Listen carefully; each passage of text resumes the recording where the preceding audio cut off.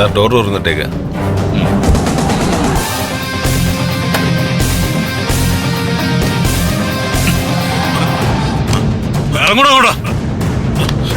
ഇറങ്ങോ ഗൗതം, ഇതിനൊക്കെ നീ അനുഭവിക്കും. നടക്കണോ രാജേഷേ? പിടിച്ചോണ്ട് വാടാ. വാടാ ഇങ്ങോട്ട്.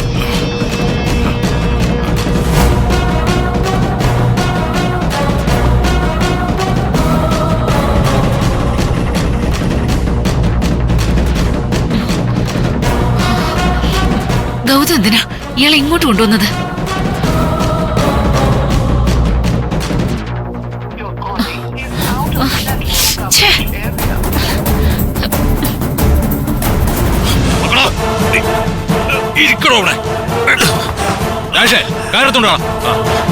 നീ എന്നെ എന്താണ് ചെയ്യാൻ പോകുന്നത്? നിന്റെ കഷ്ടകാലമാണ് വരാൻ പോകുന്നത്.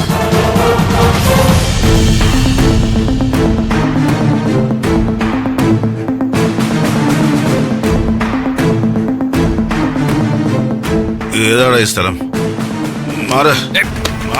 താൻ എങ്ങോട്ടും പോകാൻ പോകുന്നില്ല. എനിക്കറിയാനുള്ളത് മുഴുവൻ പറഞ്ഞിട്ട് താൻ എവിടെ നിന്ന് പോകുന്നു. പിടിച്ച് കെട്ടണവന്.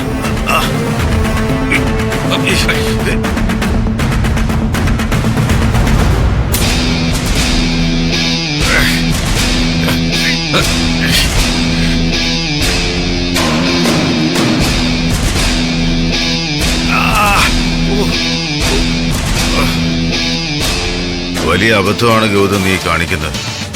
ഇതിനെല്ലാം നീ എണ്ണി എണ്ണി മറുപടി പറയേണ്ടി വരും. ആദ്യം നീ ചെയ്ത പാപങ്ങളുടെ മുഴുവൻ മറുപടി പറയും. അത് കഴിഞ്ഞ് ഇതിനുള്ള മറുപടി ഞാൻ പറഞ്ഞോളാം.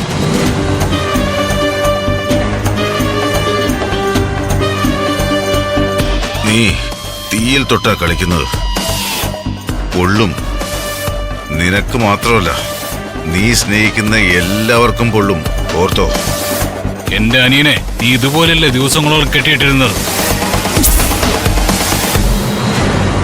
ഇങ്ങനെയല്ലേ നീ അവനെ പീഡിപ്പിച്ചത്? ആ വേദന എന്താണെന്ന് നീയും അറിയണം.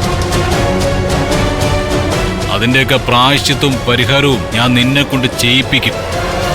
ഇത് നിന്റെ അന്ത്യമാണ് ഗൗതം. നിന്റെ അവസാനത്തെ കളിയായിരുന്നു.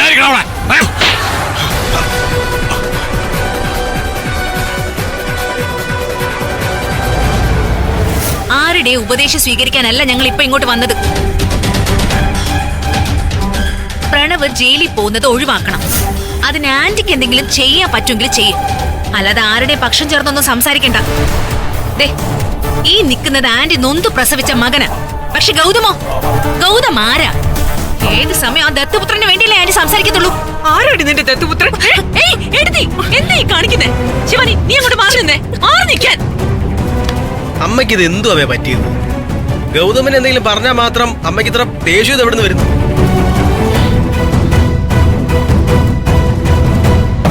വല്ലാത്തൊരു മാറ്റമായി പോയത്. പറയാതിരിക്കാൻ വയ്യ. മാറിയെന്നോ? മാറിയതേ ഞാനല്ല, നീയാ. കണ്ണി കണ്ടവര് പറയുന്ന വാക്കും കേട്ട് പെറ്റമ്മയും കൂടെപ്പിറപ്പിനെയും തള്ളി പറയുന്നത് ആരാടാ? ഞാനാണോ? നിന്നെ പോലെ മറ്റുള്ളവർ കീ തരുന്ന അനുസരിച്ച് പ്രവർത്തിക്കുന്ന കളിപ്പാവയൊന്നുമല്ല ഞാൻ. എനിക്ക് എന്റേതായ ബുദ്ധിയും വിവരവും വ്യക്തിത്വവും ഉണ്ട്. നിനക്കൊരു കുന്തവും ഇല്ല.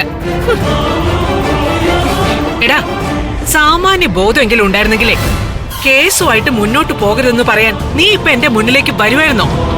നാണം കെട്ടവൻ.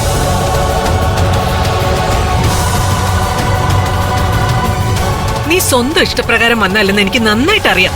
ആ CKCയും ജ്യോതിർമയും ചേർന്നല്ലേ നിന്നെ ഈ ആവശ്യം പറഞ്ഞ് ഇങ്ങോട്ട് വിട്ടത്. എടാ, നീ എന്റെ മോനാ, ഞാൻ നിന്റെ അമ്മയാ. പറയുന്നതൊന്ന് കേക്കട മോനെ. ഇനി നീ തെറ്റായ വഴിയിലേക്ക് പോകരുത്.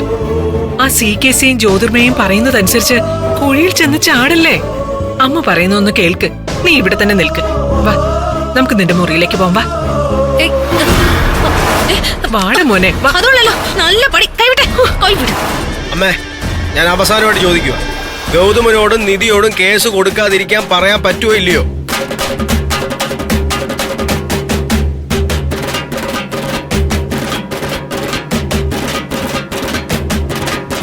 ശരി, അത് വിട്. ഒരു കോംപ്രമൈസ്. എനിക്കും ഇവക്കും അഭയം തന്ന CKC അങ്കിളിന് ഞാൻ കാരണം ഒരു പ്രശ്നം ഉണ്ടാവാൻ പാടില്ല. എനിക്കേ ഇവിടെ ഉപേക്ഷിച്ച് ജയിലൊന്നും പോയി കിടക്കാൻ പറ്റത്തില്ല.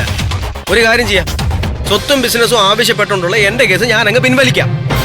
പകരം ഈ പെർജുറി കേസ് വേണ്ട എന്ന് പറയാൻ അവരുടെ അടുത്ത് പറയാൻ പറ്റുമോ? കൂടുതൽ വർത്താനം ഒന്നും വേണ്ട, പറ്റുമോ ഇല്ലയോ അത് മാത്രം പറഞ്ഞാൽ മതി. എടാ, ആ കേസുമായിട്ട് അവര് മുന്നോട്ട് പോയെന്ന് കരുതി നിനക്ക് ഒരു കുഴപ്പവും വരാൻ പോകുന്നില്ല. പറ്റുമോ ഇല്ലയോ അത് മാത്രം പറഞ്ഞാ മതി. പ്രണവേ, ഇനി ഇവരുടെ ഒന്നും മുന്നിൽ യാചിക്കേണ്ട കാര്യമൊന്നുമില്ല. പ്രണവ് ഇവരുടെ ഒന്നും ആരുമല്ല. ഓ, ഇങ്ങോട്ട് വാ. എടാ മോനെ, നീ വീണ്ടും ഇറങ്ങി പോവാണോ? ഇപ്പൊ ഈ പെർജുറി കേസ് കൊടുത്തിട്ട് എന്നെ കോടതി കയറ്റാന്ന് ഗൗതം ചിന്തിക്കുന്നുണ്ടല്ലോ. അതേ കോടതിയില് അതേ പ്രതിക്കൂട്ടില് ഞാൻ ഗൗതമിനെ കയറ്റിയിരിക്കും. അമ്മടാ ദത്തുപുത്രൻ പ്രതിക്കൂട്ടിൽ നിന്ന് വിയർക്കും, കരയും, കരയിപ്പിക്കും ഞാൻ. വാശിവാനി, എടാ മോനെ, ഞാൻ പറയുന്നൊന്ന് കേക്ക് നീ. എടാ മോനെ, എടാ അമ്മ പറയുന്നൊന്ന് ശ്രദ്ധിച്ച് കേൾക്കുന്നീ. ഇവനെ നീ കാറി കയറി. എന്തിനാടാ മോനെ നീ ഇങ്ങനെ ഗൗതമിനെ ശത്രുവായിട്ട് കാണുന്നത്? അവൻ നിന്റെ സ്വന്തം കൂടപ്പുറപ്പായിട്ടല്ലേ കണ്ടിട്ടുള്ളൂ. സത്യങ്ങളൊന്നും മനസ്സിലാക്കാൻ ശ്രമിക്കുന്നു. ആരെയും അങ്ങോട്ട്.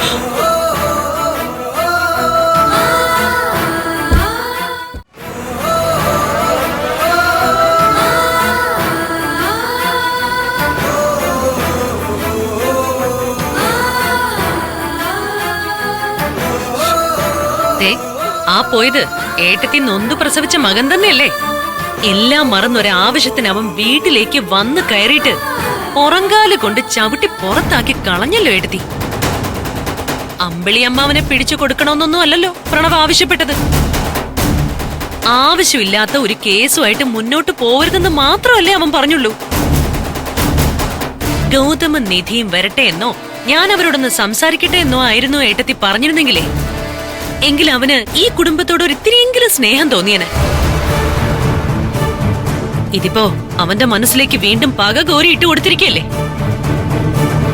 അതെ, സത്യത്തില് പ്രണവിനെ ഒഴിവാക്കാൻ വേണ്ടി ഏട്ടത്തി മനഃപൂർവ്വം ചെയ്യുന്നതാണോ ഇതൊക്കെ?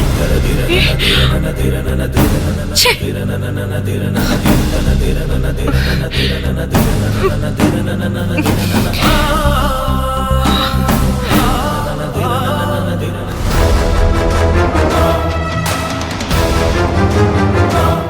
ശരി സർ.